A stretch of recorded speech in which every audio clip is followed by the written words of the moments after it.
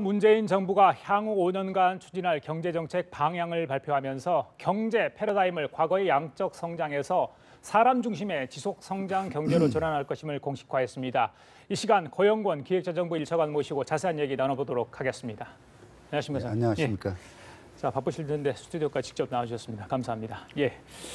자, 오늘 이제 낮에 경제정책 방향 발표가 있었죠. 여러 가지 내용들이 담겨 있었는데 그중에서 특히 눈에 띄는 게 일자리 지원 세제 3대 패키지 그리고 이제 상생 협력 지원 세제 4대 패키지 이런 내용이 담겨 있는 걸 봤습니다. 어떤 내용인지 좀 시청자분들한테 쉽게 좀 설명을 좀 해주시죠. 예, 일자리 지원 3대 패키지는 말씀대로 이제 세 가지인데 첫째는 사람을 더 채용을 하면 그 세금을 감액을 해주는 겁니다. 예를 들어서 지금도 청년을 한 명 고용을 하면은 1,000만 원 정도 중소기업에서 고용할 경우 내야 될 세금을 감액을 해주고 있습니다. 예. 이런 부분을 앞으로 더 확대할 것이고요. 예. 그다음에 비정규직을 정규직으로 바꿔주면 또 세금을 현재도 700만 원 정도를 한 명당 이렇게 감액을 해주는데 예. 앞으로 이 부분도 또 확대를 할 것이고 예. 그다음에 임금을 더 올렸을 경우에도 예. 그러니까 과거 3년간 평균치보다 더 올려야 됩니다. 그러면 그 평균치를 초과하는 부분에 대해서는 내야 될 세금을 감액을 해주는 것입니다. 모두 다 일자리 그 질을 높이고 양을 늘리기 위해서 하는 거라고 할 수 있습니다. 예. 그다음에 또 4대 그 상생협력 예, 패키지 예. 말씀하셨는데 이 부분은 대기업이 이익이 많이 나온 경우에 그것을 협력사에게 배분을 했을 때 예. 그다음에 또 한 가지는 상생협력기금이라고 해서 대기업이 출연한 돈들을 모아서 중소기업 지원하는 기금이 있는데 예. 거기에다가 출연을 해줬을 때 예. 그때도 세금을 감액을 해주는 거고요. 성과 공유라고 해서 여기는 기업 내에서 이익이 많이 나온 경우에 그것을 근로자들에게 지원을 했을 때 또 그 세금을 지원을 해주는 것이고 상생 결제라고 하는 것은 그 원청으로부터 1차, 2차, 3차 이런 식으로 이제 하청을 받았을 경우에 그 하청을 받은 1차 기업이 원청에게서 받은 매상 매출 채권을 2, 3차 기업에 이 금융 지원을 받을 때 활용할 수 있게 하는 건데 그렇게 하는 경우에 1차 그 중소기업에게 세제 혜택을 주는 것입니다. 이렇게 함으로써 대기업하고 중소기업이 더 협력할 수 있는 인센티브를 강화하자는 말이 되겠습니다. 알겠습니다. 자, 일자리 부분 그리고 상생 협력하는 기업들에 대해서 세제 혜택 확대 혹은 지원을 하겠다는 내용이 담겨 있는 것 같습니다. 자, 그리고 하반기 과제로 제시된 부분이죠. 참 날씨가 올여름 굉장히 더운데 이 사회복지 시설에 대한 냉난방기 교체 구입 비용을 지원하겠다 이런 내용도 들어있더라고요. 어떤 맞습니다. 겁니까, 이게? 그것은 그 한국전력이 지금도 하고 있는 사업인데 왜 하냐면은 그 에너지 전략 시설에 투자를 할 경우에 발전소를 많이 안 지어도 되기 때문에 에너지 전략이 많이 되는 제품을 쓰면 한전이 일정 부분 보조를 해주고 있습니다. 그런데 이번에 저희들이 경제정책 방향을 하면서는 1,000억 원 정도 돈을 새로 만들어서 특히 경로당, 그다음에 아동복지시설, 그다음에 장애인 복지시설 이런 곳에서 냉방 또는 난방 시설을 구입할 경우 50%를 지원을 해줍니다. 50%요? 그 절차는 그 한전의 지사가 전국에 189개가 있는데 거기에서 곧 그 신청을 받을 겁니다. 그래서 거기에서 심사에 합격을 하면 반을 지원을 받게 되겠습니다. 알겠습니다. 자, 얼마 전에는 정부도 이제 부동산 대책을 내놨는데 이 주택 관련해서도 많은 국민들이 관심을 갖고 있는 것 아니겠습니까? 이 공적 임대주택 확대 계획은 이 선거 전부터 계속해서 나왔던 얘기인데 이번에 좀 눈에 띄는 것들이 굉장히 많습니다. 특히 그 중에서 이 직주 근접형 5만 호 확충 계획이 있었습니다. 이 노후 공공기관을 활용하겠다 이런 뜻으로 저는 해석했는데 맞습니까? 맞습니다. 이번에 저희들이 그동안에도 임대주택을 쭉 늘려는 왔지만 제일 이제 아쉬운 부분은 그 특히 청년이나 일하는 분들은 도심지 내에 그 주택이 필요합니다. 그래야 빨리 출근할 수 있으니까요. 그런데 그런 부지가 많지 않아서 어려움이 있었는데 이번에 정부에서 30년 넘은 우체국, 세무서, 경찰서 이런 데 좀 더 용적률을 높여서 하면은 맨 아래층에는 예를 들면 우체국이 있고 예. 그 위에 층에는 어린이집을 또 만들고 그렇게 하고 그 위에는 그 청년들이나 신혼부부들이 필요한 그 임대주택을 예. 지을 수가 있습니다. 예. 복합 개발을 예. 해서 그렇게 해서 한 2만 호 2만 정도를 호. 예. 앞으로 짓고 예. 또 이미 있는 아파트 이런 것을 LH나 도시기금 등에서 출자한 리츠라고 예. 부동산에 투자하는 펀드가 있습니다. 맞습니다. 예.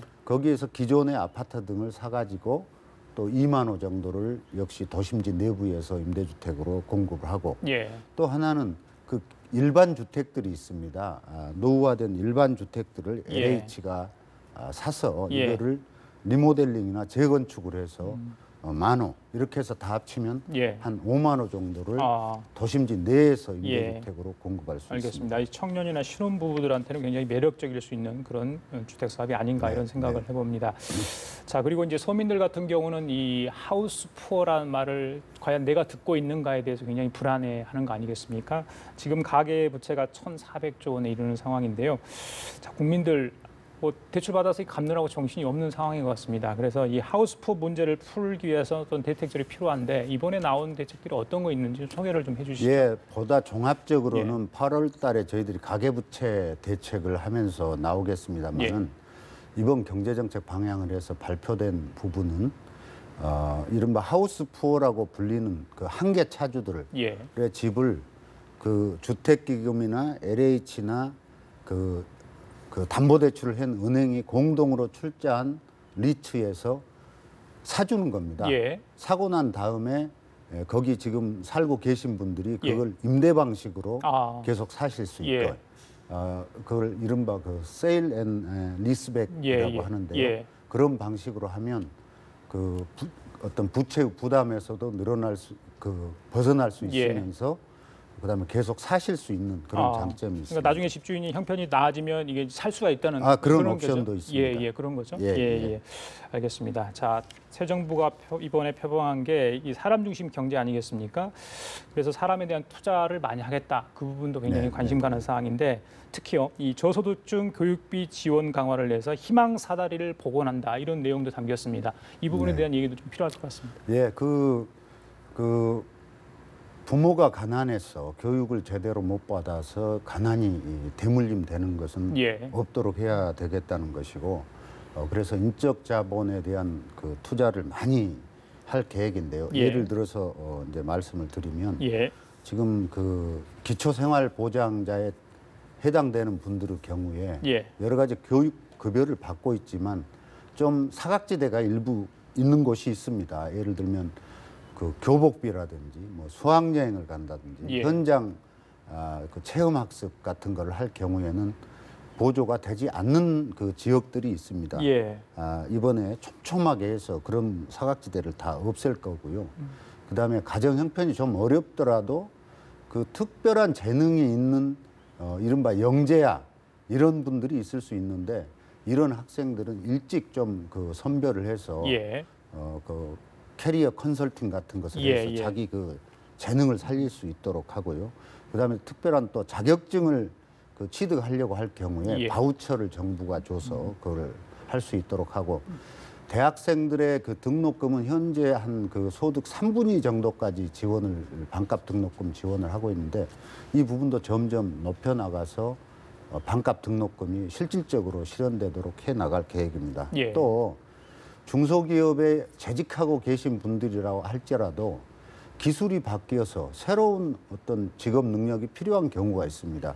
그런 분들이 평생 교육을 할 수 있도록 바우처를 또 확대하고 그다음에 계약학과 특별히 어떤 학교하고 계약을 통해서 그 교육 프로그램을 제공받는 경우에는 역시 학비를 거의 다 정부가 내주는 알겠습니다. 이런 것들이 이번에 준비가 됐습니다. 아니, 뭐 일자리나 복지, 뭐 교육 문제 다 관련이 돼 있는데 너무 많은 일을 지금 이제 청사진을 밝히지 않았습니까? 걱정되는 부분이 과연 이렇게 많은 일을 하려면 많은 돈이 들 거 아니겠느냐. 국민들이 이렇게 생각할 거 아닙니까? 이 재원 문제 어떻게 좀 마련할 계획이신지요?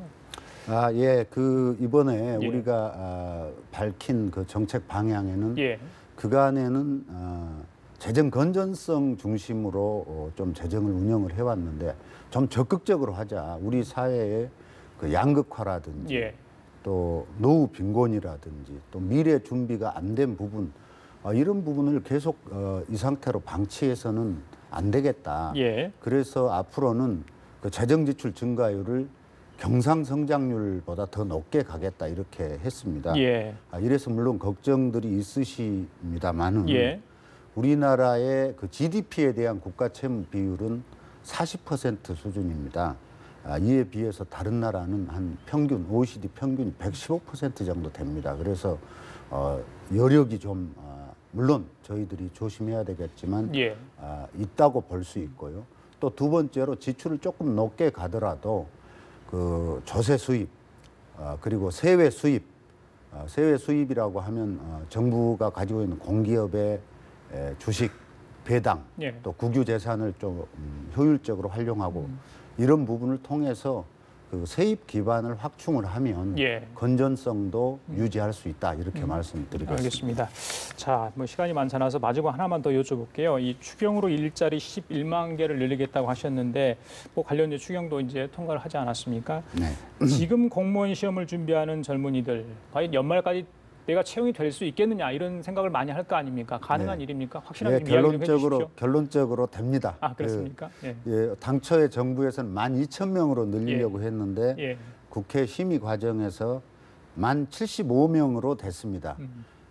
중앙정부가 뽑는 분이 2,575명, 지방정부가 뽑는 분이 7,500명인데 예. 모두 다 소방, 사회복지, 교사 또는 생활안전 관련된 공무원인데 전부 다 예. 12월 이내에 충원할 수 있도록 할 것입니다. 예, 알겠습니다. 많은 일을 차관님께서 하셔야 될 것 같습니다. 예. 감사합니다. 예, 지금까지 고영건 기획재정부 1차관과 함께 얘기 나눠봤습니다. 말씀 잘 들었습니다. 예. 감사합니다.